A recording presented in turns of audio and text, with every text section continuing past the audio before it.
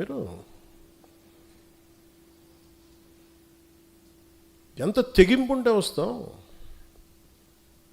ఎంత తెగించే గుణం ఉంటే వస్తాం పాలిటిక్స్కి. అలాంటి నేను కూర్చోబెట్టంటే వైసీపీ నాయకుడు అంటే ఆయన జైలుకి వెళ్ళాలని చెప్పానని ఈయన ఊహించుకొని చెప్తారు. అదో పెద్ద న్యూస్ అది. మరి మీరు అందరికీ కళ్ళుకి ఏం కనిపించట్లేదండి? మీ అందరికీ సమస్యలు కనిపించట్లా? ఎంతసేపు వైసీపీ నాయకుడు జైలును ఇవేనా? నేను వెళ్ళి ప్రధానమంత్రి గారితో అమిత్ షా గారితో మాట్లాడితే ఇవే కనిపిస్తాయా? ఇంకేం ఉండవు మాకు సమస్యలు? దేశ భవిష్యత్తు గురించి మాట్లాడమా?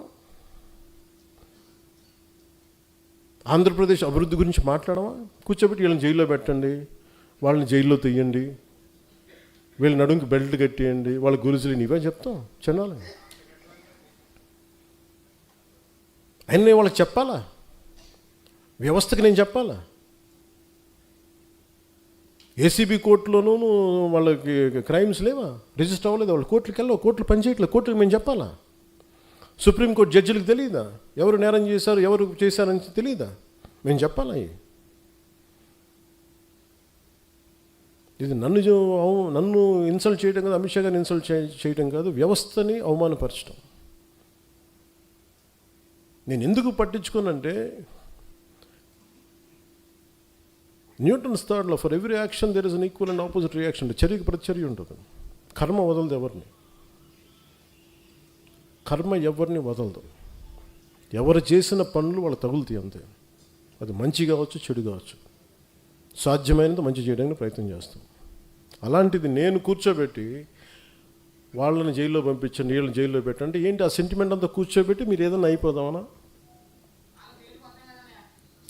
దానికి నన్ను వాడుకోకండి దయచేసి.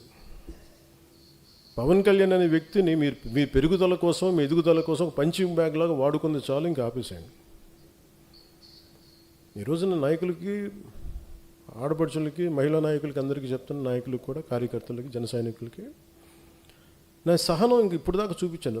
ఒక పుష్కరం తర్వాత నేను నా సహనం భరించాను, నేను అందరినీ భరించాను. ఇక భరించడాలలో కాన్సిక్వెన్సెసే ఉంటాయి ఎవరికైనా సరే. నాకు ఆ భయాలు లేవు. నాకు అసలు ఓడిపోవడాలు, గెలుపుల మీద నాకు ఏమీ లేదు. నేను ఎప్పుడు ముందుకే వెళ్తాను. అంతేగాని కూర్చోబెట్టి వీళ్ళనంటే ఈ మాట అంటే ఓట్లు పోతాయండి, వాళ్ళనంటే ఇది పోతుందండి, ఆ భయాలు చేసేసే దేశాన్ని ఇక్కడ దాకా పట్టుకొచ్చారు అందరూ. ఒక సమస్యని సమగ్రంగా అర్థం చేసుకొని మాట్లాడటం, దానికి కుదిరితే ఒక పరిష్కార మార్గం వెతకటం, చేసిన ఒక నిర్ణయానికి ధైర్యంగా నిలబడి కట్టుబడి ఉండటం, నాకు తెలిసింది అదే. అది ఎక్కడి దాకా తీసుకెళ్తా అక్కడి దాకా తీసుకెళ్ళాను. అంతేగాని కూర్చోబెట్టి భయపడిపోయి సర్దటాలు ఇంక నేను చేయను. 12 సంవత్సరాల తర్వాత ప్రతి ఒక్కరు we have to earn our position in a party.